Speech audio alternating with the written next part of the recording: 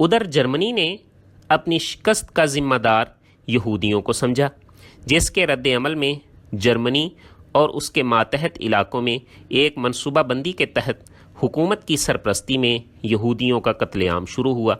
یہ قتل عام 1933 میں شروع ہوا اور اسی دوران 1939 میں دوسری جنگ عظیم شروع ہو گئی، جس کا اختتام 1945 میں جرمنی اور اس کے اتحادیوں کی شکست کے ساتھ ہوا۔ تب جا کے یہودیوں کا یہ قتل عام بند ہوا۔ اس قتل عام کو تاریخ میں ہولوکاسٹ کا نام دیا گیا ہے، جس میں لاکھوں یہودی قتل ہوئے۔ ہولوکاسٹ نے یہودیوں کی قسم پرسی میں مزید اضافہ کر دیا۔ نومبر 1947 میں برطانیہ نے فلسطین کا مسئلہ اقوام متحدہ میں پیش کیا۔ جنرل اسمبلی نے فلسطین کو عربوں اور یہودیوں کے درمیان تقسیم کرنے کا فیصلہ کیا۔